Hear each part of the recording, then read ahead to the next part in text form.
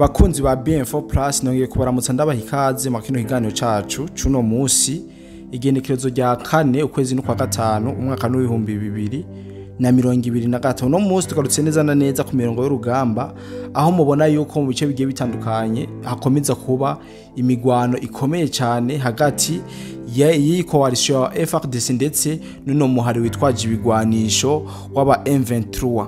Dusimbire muri Nyiragongo ntivyoroshe na buke imigwano ikomeza kuba kandi ikomeye cyane aho amakuru dufise ari uko M23 ikomeza kurasana cyane ku birindiro vy'abawazarendo. Ano makuru dufise n'amakuru yizewe cyane, andi makuru dufise nuko aba M23 bariko barasomba ibiziga vyabo bavyerekeza ahandi hatariko haraba imigwano. Ibi ni makuru tuzagora ko kuri no musi na cyane kubiriko birabera ngaha muri Nyiragongo. Kandi ayandi makuru dufise nuko iyi M23 ibi biriko biraba muri Nyiragongo kuraswa kwa basirikare babo bariko baravyagiriza bano basirikare basadeke ibi vyose turaje bigaruke ko muri ano makuru yacu twabateguriye. Murabizi rero simba ndumva dowe ndi kumwe n'umusesanguzi kugira ngo adufashe ashobore gutahura vyimbitse ibigiye bitandukanye na cyane ivyomba navuze mu ntangamara. Rero mu nkunde ndamuramutse ndamuhe n'ikaze mu kino kiganiro cy'uno musi. Bwana musesanguzi ndakuramukije ndaguha n'ikaze mu kino kiganiro cacu. Ndakuramukije cyane nanje bwana journaliste, nizera ko umeze neza. Ego. Reka kandi ndagushimiye no kumpa ikaze. Merci beaucoup. Muri kino kiganiro tugiye gukorana, kiganiro kigufi mugabo. Ego. Tuza gutanga inkuru zikwiye. Ego. Bwana journaliste, sinzi ko mwebwe muri ko murabikurikirana ibitangazamakuru byinshi ubu biriko bivuga kuri Uvira gusa cyane gose. Sinzi ko muri ko murabikurikirana abivuze ngo bariko bashaka kongera kurema ubwoba mu bantu cyane abari muri Uvira n'abari muri Bujumbura. Nukuvuga Uvira haratekanye, nta migwani hari mugabo aha Nyiragongo za Masisi za Warikare n'ahandi hose hari imigwano kandi ikomeye cyane. Ntabwo ibitangazamakuru biriko biravugako. Aha rero nashaka gukebura abantu badukurikirana muze mumenya ibitangazamakuru mukurikirana kuko hari ibitangazamakuru biri ku madiri biri kuri mission bititaye ku bitangazamakuru ahubwo bitaye mu gushimisha bashebuja babo. Aha rero kumva ko ngo muri Uvira ngo kabaye n'abamaze kuvuga yuko ngo Uvira ngo bamaze kuyifata, n'abavuze ngo hapfiriye aba FARDC benshi muri Uvira ngo barashona M23. Ibi byose ni kugira bare mu bwoba mu bantu, nta kindi kintu na kimwe bigamije ko. Karenda ko mvugana n'umuntu ari muri Uvira hama ndamubaza ati none ko ntumva amasasu muri telefone nibiki, nawe acambwira ati amasasu yiki niko twumvise Uvira yafashwe bimeze gute. Washanga uwo muntu yakobeshe kweri. Uvira haratekanye, wamasasu duheruka kumva ngo hari jeudi batari vendredi hamwe abawazarendo barasana n'aba FARDC. Nta yandi masasu dufise. Ayandi makuru gusabwa acambwira muri Uvira ngo nuko baguma batoragura mu mihana y'abantu aba M23 n'aba RDF bamaneko. Apana bamaneko abasirikare kabisa. Urazi ko ingene bakora bajya abasoda bagenda kwabo n'ibigwanisho bikagenda kwavyo. Rero abariko baratogwa mu mazu n'abasoda. Rero kubona ibitangazamakuru byamaze gushinga amantene muri Uvira haritezwe ikintu cyane gose. Iyi nkuru bwana journaliste reka ndaza kwiza ko mu kiganiro gikurikira. Reka tubwire abantu kwanza ibya Nyiragongo kuko nivyo wazinye muri introduction. Bwana journaliste, muri Nyiragongo hatanguye kuvugwa imigwano ikomeye cyane aho M23 na RDF biyumviriye ko ingabo za Sadeke zova muri Goma. Kuva batanga kuvyumvira bakabivuga niho hatanga kuba imigwano ikomeye cyane ikozwe na coalition ya FARDC.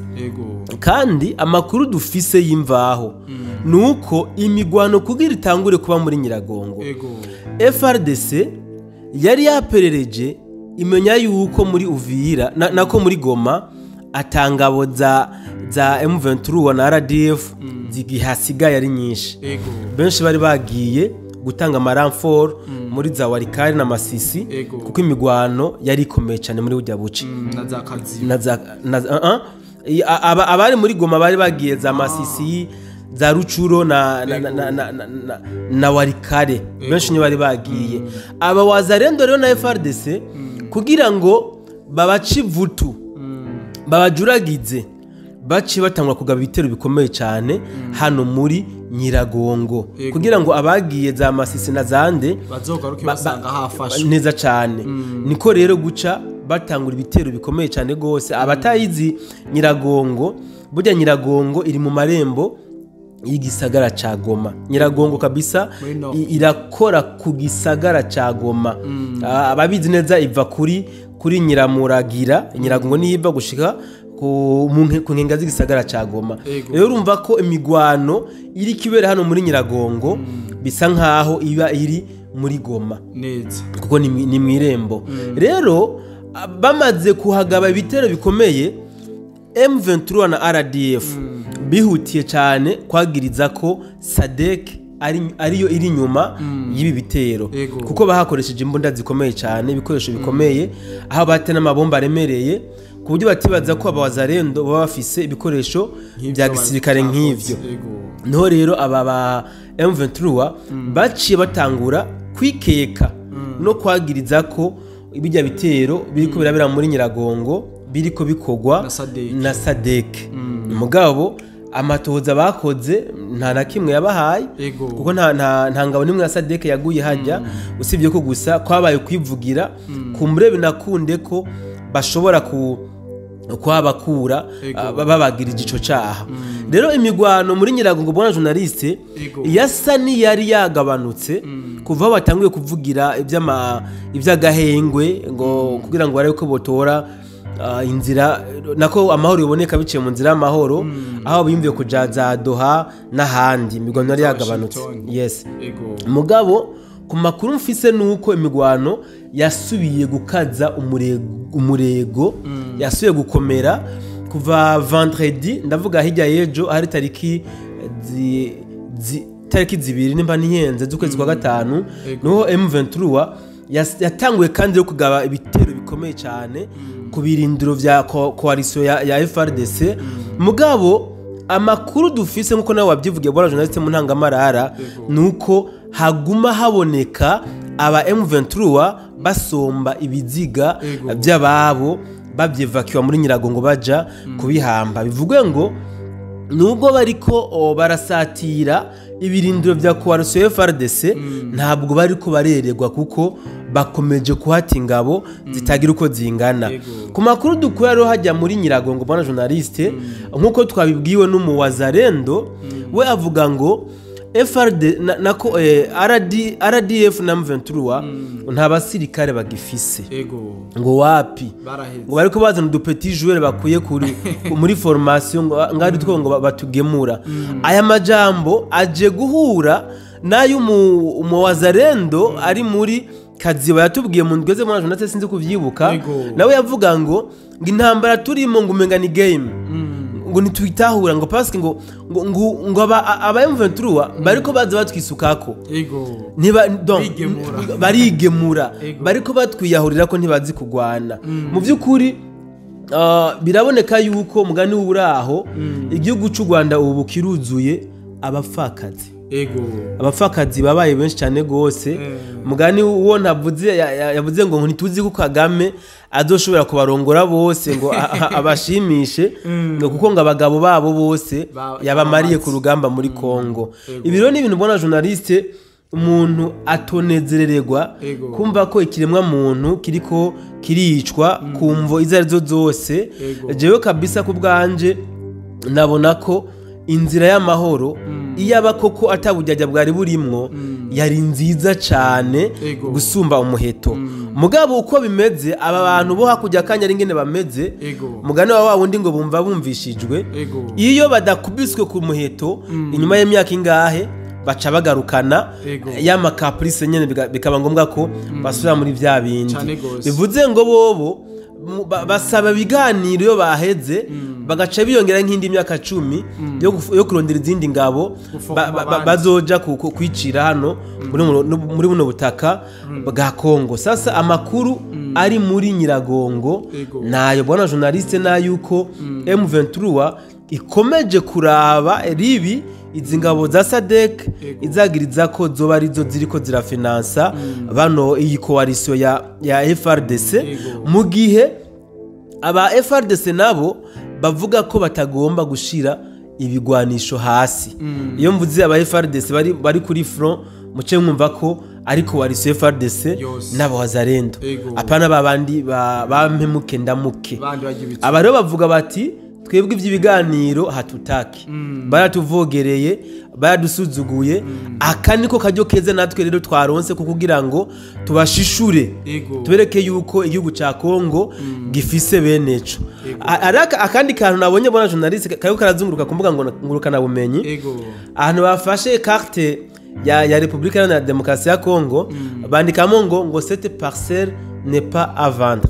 Nikiragurishwa. Nukuvuga ngo iyi parcelle ntabwo iriko iragurishwa ibyo atamweka ibyo byashobora kubyanditswe n'abakongomani bakunda igihugu cabo. Hariho bari bashatse wanashaka gukebura ababibaza ko bariko baragura abakongomani baba FRDC yuko ari amafaranga yabo bariko baronona kuko nimba bajya ba FRDC bariko barajya amafaranga bakabaha inzira cyangwa uburere bumwe na bumwe bitebuke abakongomani beneho barahabomora kandi nibahabomora ntibaza kurondera bajya bahaye amakomisiyo ngo dusubize wapi kuko ntibazoba baronka bwana journaliste akabisa. Urakoze bwana musisangozi ku makuru meza duhaye ariko imbere ko turangiza ikiganiro cacu imigwano tubona yuko ikomeza kuba mu bice byinshi bigiye bitandukanye ngaha muri Kongo mu gihe ku itariki 2 abantu benshi bari biteze amasezerano cyangwa umwumvikano uza kuba hagati ya leta y'u Rwanda na leta ya Kongo mu kumvikana cyane cyo basotera ndazi yuko kwari kugarukana amahoro n'umutekano bakagarika intambara zisanzwe ziri mwako karere ka Kongo ndavuga mu guseruka. Ariko bwana musisanguzi ibi bintu ntacyo turavyumvako nta resultat yavuye mu nama tuzi abadukurikirana bumviki batahura iki kubijanye najya amasezerano yagirabe bon ico nzi cyo nuko atamasezerano yabaye yego.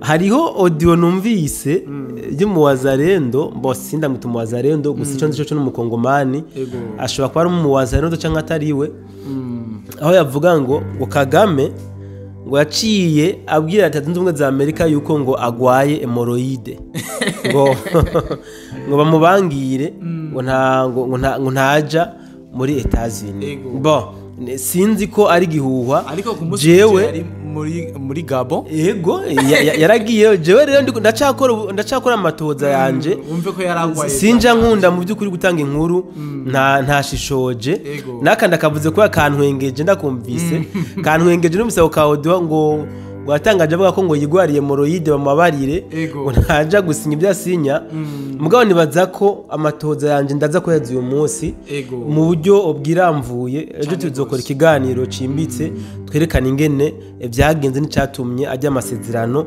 adashobora gusinya kabisa. Kangere ko ndagushimira cyane bwana musisanguzi ku makuru meza duhaye nizera yuko ukomeza kuduhana yandi meza cyane. Ndagushimiye cyane nanje bwana journaliste turacari kumwe muri studio abadukurikiranye reka tubike banure kizere ko mu kanya kane imbere dusa kongera guhura mu bindi biganiro kabisa. Kananje nifuriza ibihe vyiza abantu bose badukurikiranye nizere ko tuza kugumana no mu biganiro byinshi twikubahereza hano kuri BM4+ ndagusaba utarakora subscribe kugira ngo bikore tubandanye twagura umuryango munini. Bye bye.